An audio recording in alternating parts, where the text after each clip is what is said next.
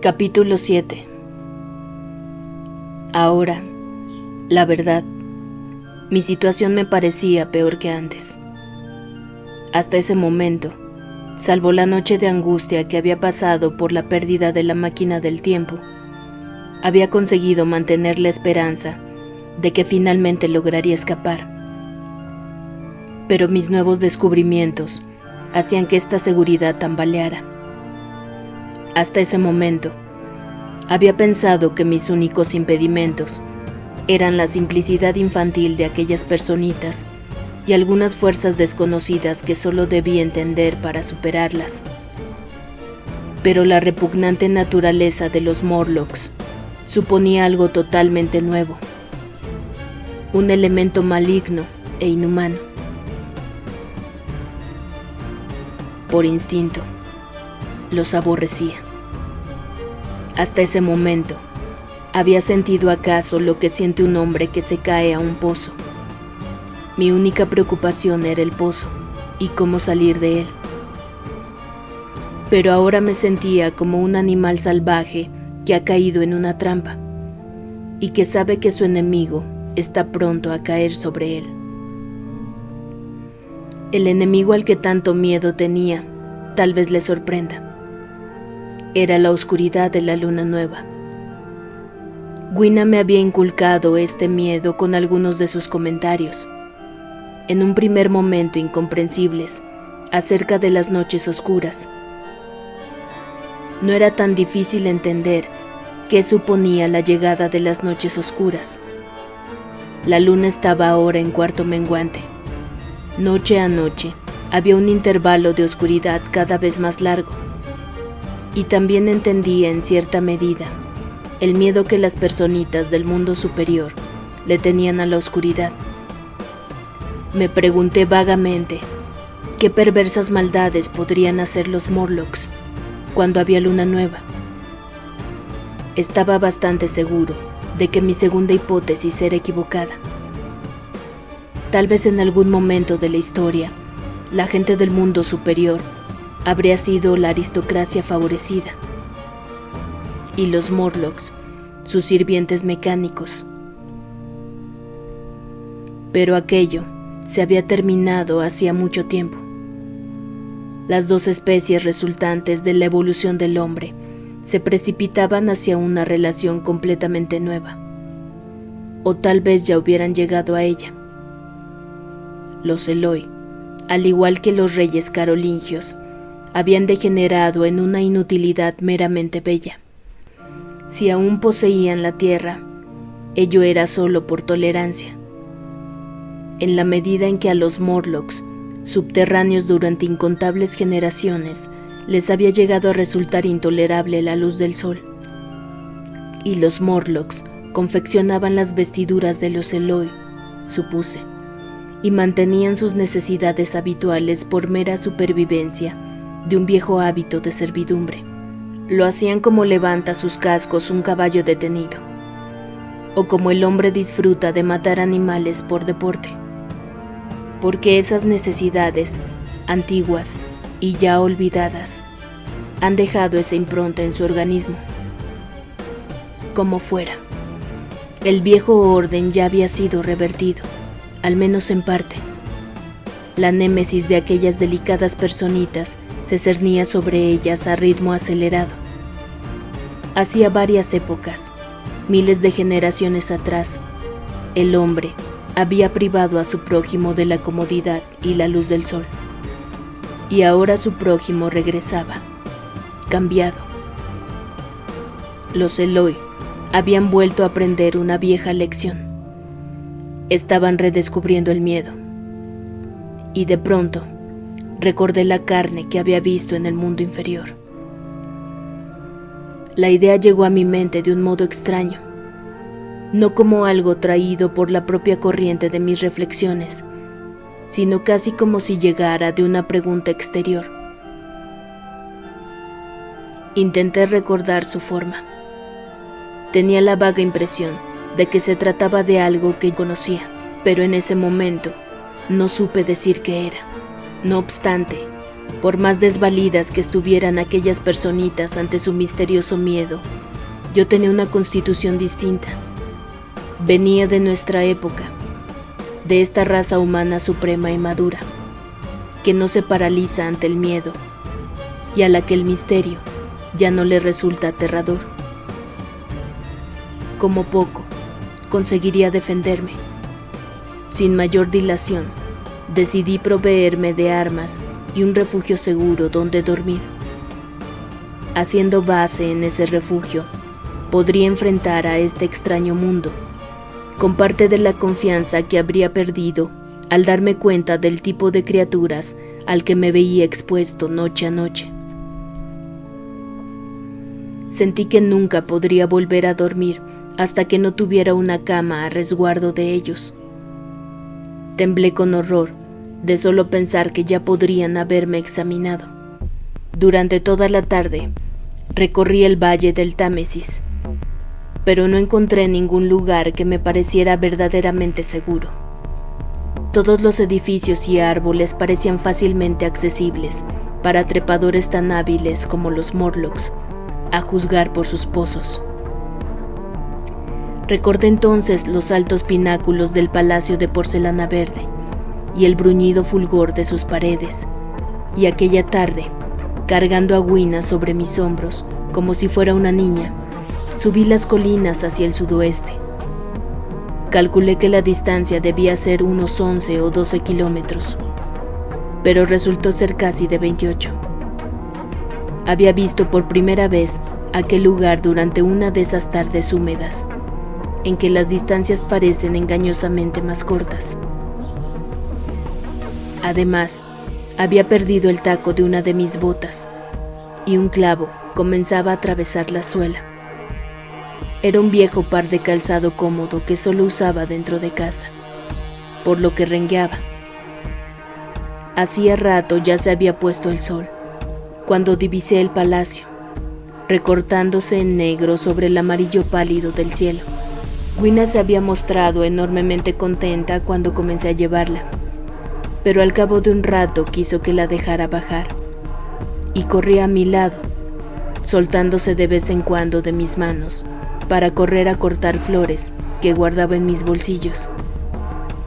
Siempre le habían llamado la atención mis bolsillos, y al final llegó a la conclusión de que eran una clase de extraño jarrón, ideal para la decoración floral. Al menos los utilizaba para eso. Y esto me recuerda, recién al quitarme el saco encontré... El viajero del tiempo hizo una pausa, se llevó la mano al bolsillo y silenciosamente depositó sobre la mesa 2 flores marchitas, muy parecidas a 2 grandes malvas blancas. Luego, prosiguió su relato. A medida que se adueñaba del mundo la quietud de la noche y nos internábamos más allá de la colina, en dirección a Wimbledon, Gwina se cansó y quiso regresar a la casa de piedra gris, pero le señalé los lejanos pináculos del palacio de porcelana verde y me esforcé por hacerle entender que hacia allí nos dirigíamos, en búsqueda de un lugar donde refugiarnos de su miedo. ¿Vieron esa gran inmovilidad que cae sobre las cosas antes de que anochezca? Hasta la brisa que mece los árboles se detiene. Para mí, esta quietud tiene siempre un aire de expectativa. El cielo estaba claro, lejano y vacío, salvo por unas pocas franjas horizontales al fondo, hacia el poniente. Aquella noche, esa expectativa se llenó del color de mis miedos. En la calma oscura, mis sentidos parecieron agudizarse sobrenaturalmente. Me imaginé que hasta podía sentir el vacío de la tierra bajo mis pies. De hecho, era como si a través de ella pudiera ver a los Morlocks en su hormiguero, yendo de un lado a otro, esperando la oscuridad. Supuse que habrían recibido mi invasión de sus madrigueras como una declaración de guerra. ¿Y por qué se habían llevado mi máquina del tiempo? Así que avanzamos en la calma, y el crepúsculo se profundizó y se hizo de noche. Se desvaneció el claro azul que se veía a lo lejos, y las estrellas comenzaron a mostrarse una a una. El suelo se tornó sombrío y los árboles negros. Se intensificaron el miedo y el cansancio de Wina. La tomé en mis brazos, le hablé y la acaricié. Luego, al aumentar la oscuridad, me rodeó el cuello con sus brazos y cerrando los ojos, apretujó su cara contra mi hombro. Así descendimos una larga pendiente hacia un valle, y en la oscuridad casi me meto en un pequeño río. Lo vadeé y ascendí por el lado opuesto. Pasé varias casas de dormir y una estatua, un fauno o una criatura similar a la que le faltaba la cabeza. También había acacias. Hasta allí no había visto ninguna señal de los Morlocks, pero la noche recién comenzaba. No habían llegado aún las horas más oscuras, anteriores a la luna vieja. Desde la cumbre de la siguiente colina, vi un bosque espeso que se extendía ante mí, vasto y oscuro. Me hizo vacilar. Ni a derecha ni a izquierda conseguía divisar dónde terminaba. Cansado como estaba, me dolía mucho el pie en particular. Me detuve. Bajé despacio a Wina de mi hombro y me senté en el pasto. Ya no se veía el palacio de porcelana verde. No estaba seguro de la dirección a seguir. Escudriñé la espesura del bosque buscando algún escondite. Bajo aquella densa maraña de ramas no se podrían ver las estrellas. Y aun si no hubiera al acecho ningún otro peligro, un peligro respecto del cual no quería dar rienda suelta a mi imaginación, habría muchas raíces y tocones con los que podríamos tropezarnos. Estaba muy cansado también, tras la excitación del día, por lo que decidí no enfrentar aquellos peligros y pasar la noche al aire libre en la colina. Me alegró advertir que Wina se había quedado profundamente dormida. La tapé cuidadosamente con mi saco y me senté a su lado, a esperar la salida de la luna. La ladera estaba tranquila y desierta, pero de la negrura del bosque venía de vez en cuando una agitación de cosas vivas. Las estrellas brillaban sobre mí. Era una noche muy clara. Su titilar me hizo sentir cierta amable seguridad. Sin embargo, ya no había en el cielo ninguna de las constelaciones conocidas. Ese lento movimiento, imperceptible en cientos de vidas humanas, las había reorganizado en agrupamientos que no me resultaban familiares. Sin embargo, la Vía Láctea mostraba aún los mismos jirones de polvo de las estrellas de antaño. Hacia el sur, me pareció, había una estrella roja muy brillante y nueva para mí. Era incluso más espléndida que nuestra verde Sirius. Y entre todos estos puntos de luz refulgentes, brillaba un planeta, benévolo y constante, como el rostro de un viejo amigo. A la vista de aquellas estrellas, mis preocupaciones y todas las cuestiones de la vida en la Tierra resultaban muy pequeñas. Pensé en su insondable distancia y en la lenta e inevitable deriva de su avance desde el pasado desconocido hacia el futuro desconocido. Pensé en el gran ciclo procesional que describe el polo de la Tierra. Solo unas 40 veces, en el transcurso de todos los años que había atravesado con mi máquina, debió de haber ocurrido aquella revolución silenciosa.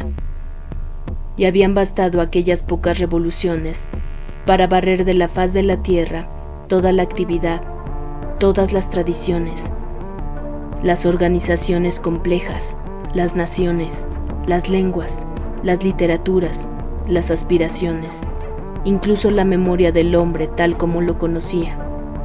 En su lugar, solo quedaban estas frágiles criaturas que ya habían olvidado a sus antepasados y aquellas cosas blancas que me aterraban.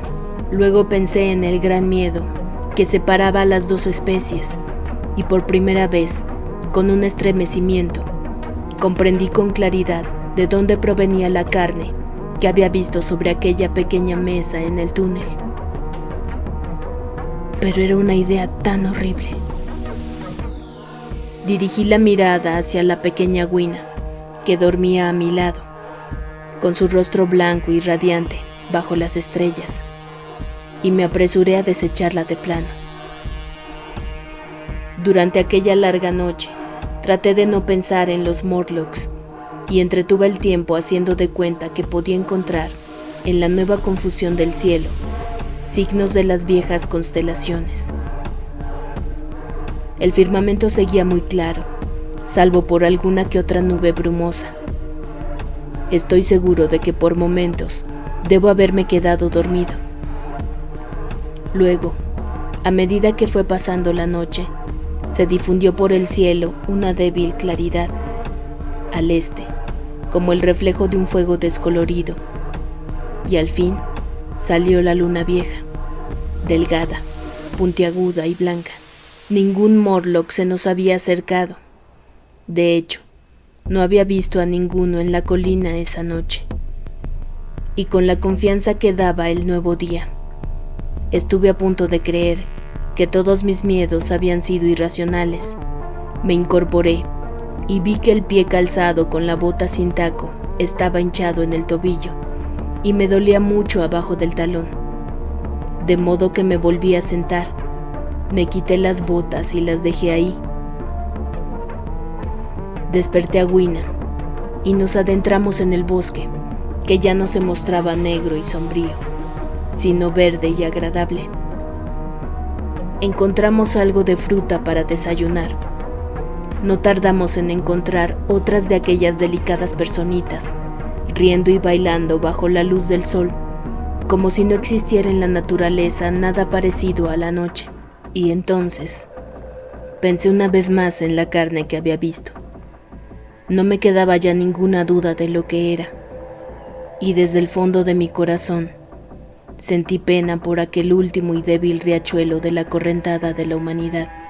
Claramente, en algún momento, del hace mucho tiempo de la decadencia humana, los Morlocks habían padecido escasez de comida. Posiblemente hubiesen subsistido alimentándose de ratas e inmundicias similares. Incluso en nuestros días, el hombre es mucho menos selectivo y restrictivo de lo que fuera en algún momento respecto de lo que come, y mucho menos que cualquier mono. En él, el prejuicio contra la carne humana no es un instinto hondamente arraigado. Y así, aquellos inhumanos hijos de los hombres. Intenté observar la cuestión con un espíritu científico. Después de todo, eran menos humanos y más remotos que nuestros ancestros caníbales de hace 3 o 4 mil años. Y la inteligencia, que habría hecho de este estado de cosas un tormento, se había ido. ¿Por qué debía preocuparme? Estos Eloi no eran más que ganado cebado, que los Morlocks, como las hormigas, habían preservado para alimentarse de ellos. Probablemente se encargasen incluso de su reproducción. Y allí estaba Gwina, bailando a mi lado.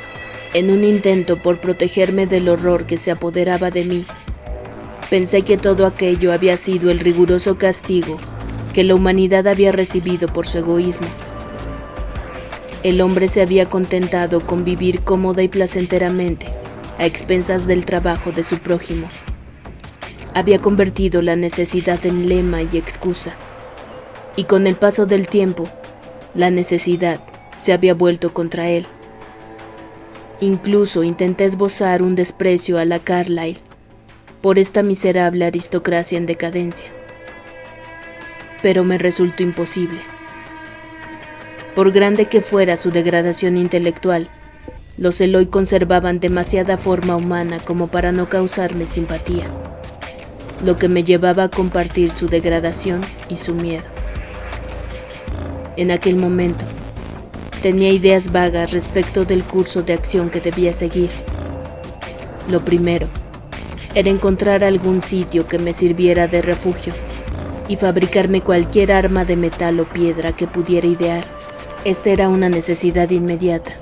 En segundo lugar, anhelaba procurarme algún medio de hacer fuego, para contar así con el arma de una antorcha, ya que nada, lo sabía, sería más eficaz contra los Morlocks. Luego tendría que diseñar algún artilugio para abrir las puertas de bronce bajo la Esfinge Blanca. Pensé en alguna especie de ariete. Estaba persuadido de que si lograba atravesar esas puertas y llevar conmigo una llama, conseguiría dar con la máquina del tiempo y escapar. No podía imaginar que los Morlocks tuvieran la fuerza suficiente como para llevársela lejos. Había decidido también traer a Gwina a nuestra época, y dándole vuelta a estos planes en mi cabeza, continué mi camino hacia el edificio que mi fantasía había escogido para que habitáramos.